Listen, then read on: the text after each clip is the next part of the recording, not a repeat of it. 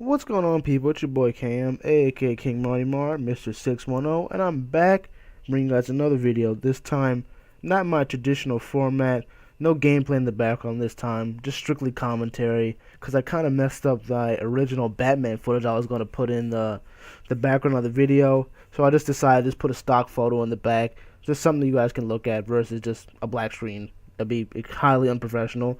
But anyway, let's get down to business. So today I want to bring you guys my Batman the Enemy Within review as well as a Season 3 wish list. So first let's start with a little quick summary of Season 1 and what my general thoughts and opinions are on it really quickly. So Season 1, I thought it was very enjoyable. I enjoyed it I enjoyed it a lot. The plot was very exciting, with a major plot twist, which I really didn't see coming. The characters were exciting. The villains were interesting.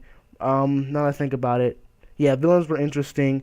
Mostly the Penguin. The Penguin was great. I liked that their version of the Penguin they had put in display in the season, as well as I like Harvey Dent. Trying to go through Lady Arkham, I thought was I don't know if that's a spoiler alert. So spoiler alert. There will be spoilers. So if from here on out there will be spoilers. So if anyone has not played the both seasons or is looking to play them soon, there will be spoilers. I will not go spoiler crazy, but there will be a couple of things I will probably bring up to help out with the review. But anyway, overall, I really enjoyed season 1. I enjoyed the detective stuff you get to do, as well as the overall characters, Jim Gordon, Catwoman. Supporting cast very good. So overall, I would give the game a strong 8.5 to a light 9. A light 9, probably that 8.5, 8.4 range, 8.5. So now let's get into the real meat and potatoes. Season 2.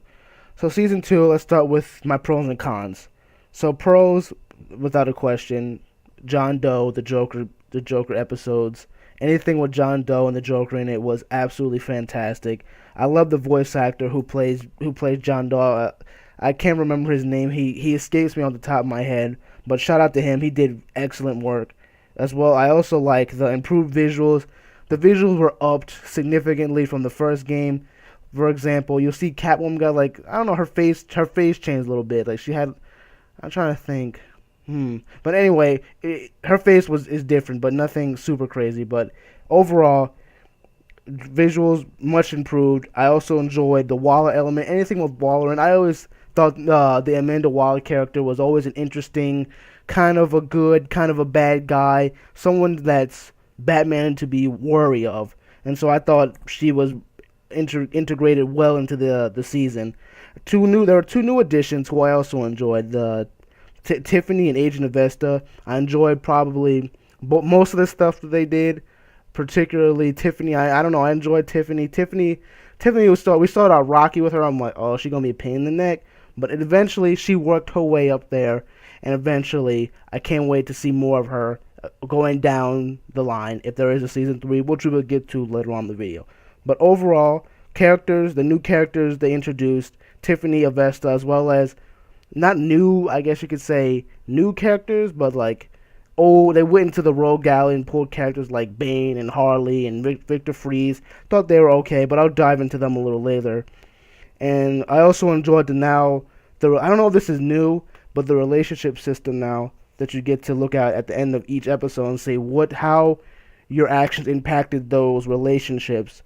And so overall, another thing I liked was the theme of moral grayness of that gray area of operation that both characters like John and Walt were talking about. They do the things that we don't deem as right, but they think is right. So I thought that was very interesting play into the episode. Also, the fight scenes were absolutely fantastic. The final fight scene, particularly the villain in episode 5 of the villain path, I thought was probably the best of the two, hands down. Catwoman and Batman, Joker and Harley, great stuff. I thought it was very, very well choreographed, amazing stuff. And overall, I did enjoy this. So now let's get into some of the things I didn't like. So some of the cons were, I thought there was a little too much Bruce Wayne, just a little bit, where I felt like there were times where there didn't need to be Bruce Wayne and there were Bruce Wayne. I felt like right now they were shoving so much Bruce Wayne at us that we're like, okay, we get it. Well, you didn't feel like you were Bruce Wayne. You were, if I was playing, I guess it's kind of hard to describe. Felt like I was playing Bruce Wayne but Batman. Like well, there was good mixture of Bruce Wayne action and Batman action, but overall, I would have liked to use a little bit more Batman, a little less Bruce Wayne, but I felt like they had a okay balance in it, and the actions were great. The action fight scenes were great for the Bruce Wayne stuff as well. And my biggest gripe, my biggest gripe of the whole episode, the whole season, I'm so upset when I think about it. Not enough Catwoman.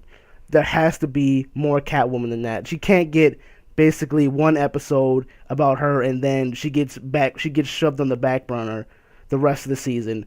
I felt like I guess I'm kind of getting spoilery. So like in episode 3, you can decide if you want to pursue a relationship or don't pursue anything. I pursued one. I felt like she should have more of a role based on that relationship that you get. It would have been nice to see them communicate as Bruce and Selina or Batman and Catwoman, just more scenes with her and feel her presence in the season. I felt that was highly missed, but at the same time, with the introduction of new characters such as Tiffany and Agent Avesta, I felt like her role was diminished. She was kind of put on the back burner while they introduced these 2 new characters. Another thing, I'm speaking on that topic of back burner. I felt like there were way too many villains. As nice as it was to see the packed, quote unquote, I felt like half the pack wasn't really necessary. If they for example, they replaced Bane, Victor Freeze, who was kind of there for a couple episodes and was shipped out, I think, on episode 4. So either way, there was too many villains. I don't think they needed half those villains. They just replaced them with, I guess you can say, generic, tougher officers, tougher enemies. Let's say there was one enemy that was hitting the gym. He was swole and could have played the Bane role. And I guess one guy that could have played the Freeze role. I felt like they didn't need these enemies, and they took away screen time from the other characters as well as from themselves. Because, for example, Victor Freeze was shipped off later in the season. Like he was gone. He didn't make a role. Bane, I guess his impact was felt, but other than that, I felt like half the pack wasn't really necessary. Riddler was gone, like I think the first or second episode. So either way, I felt like they had too many villains. That they literally just did 3 villains. Like let's say they took out Waller even. They did Riddler, Joker, and Harley. I felt like that would have been suffice. I felt overall too many villains from not really my liking, but just something I was worried of. Too many villains on screen. Also, one thing I missed from the first season was the detective mode. Detective mode was so watered down. Like you couldn't piece together crime scenes. It was strictly look at evidence 1, analyze it, and then usually I think it followed by a cutscene or something like that. So either way, very, very dull. They very watered down detective modes. So either way, I not a whole laundry list of things I didn't like, just a couple of gripes, particularly the Catwoman stuff. Felt like she should have more of a role going down the season. But quick little summary of what I thought of season 2 as a whole. Let's start with the pros. John Doe, the Joker stuff, excellent.